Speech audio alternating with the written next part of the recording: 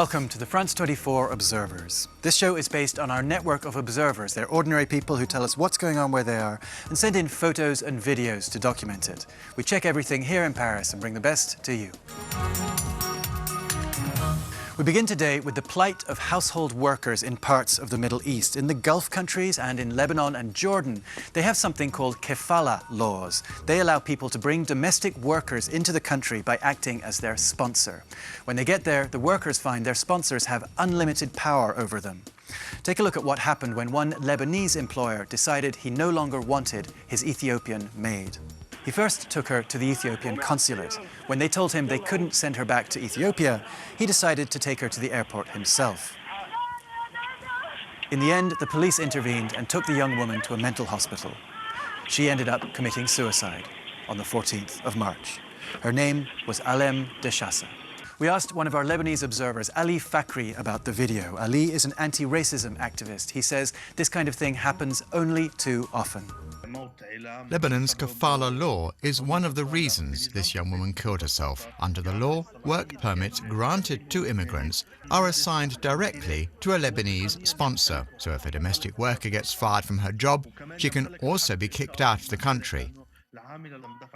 A lot of employers abuse the power they have as sponsors. They make their servants work non-stop. Sometimes they even confiscate their identity papers. And the servants have to live with their sponsors, meaning they live like prisoners. They have no freedom of movement. This video is another sign of racism in Lebanese society, especially towards workers from Africa and Asia. Too many Lebanese see these women as inferior beings. Now to Morocco, the Rif Mountains in the north. People in the region have long complained of economic neglect. They've been protesting about it this month and being beaten back by the security forces. But what really got people was that the security forces apparently went on a looting spree. Here's Mohamed El Azrihi, a job seeker who joined the protests. The Boukidan March was organized by young people who can't find work. We wanted to condemn the violent repression that was used against demonstrators in their towns in the Rif region. At the end of the march, for no reason, the security forces decided to attack. They brought in trucks with water cannons to disperse the crowd. There were more than 500 police involved. They used tear gas too. Then the police headed towards the center of town. They broke into businesses to steal from them. They stole cash registers, fruit and vegetables, and telephone calling cards. Our region has been marginalized for more than 50 years. In the whole province of Al Hasima, there isn't a single university. Most of the young people from the Rif have to go to Europe to find work. The authorities make a lot of promises, but nothing concrete ever happens. The rest of the country thinks the Rif is just a big hashish farm, nothing else, and they see us as separatists.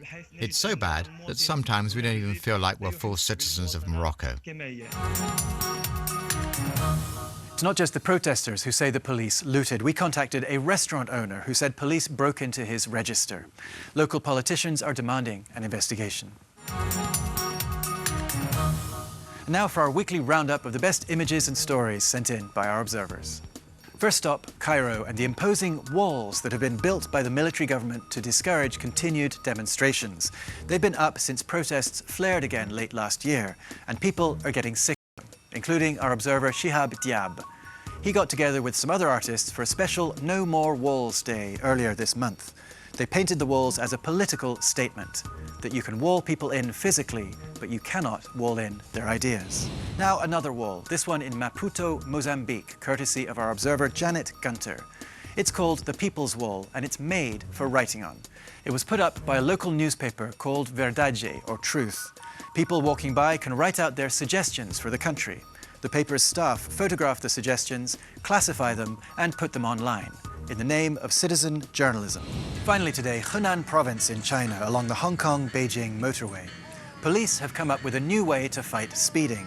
Fake police cars, complete with warning messages and flashing lights. They're especially effective at night, police say. Not so good during the day. That's it for this week, but you can continue to follow our observers online. Check out our website for their latest reports, our Facebook and Twitter pages, and our iPhone app. See you next time, here or online.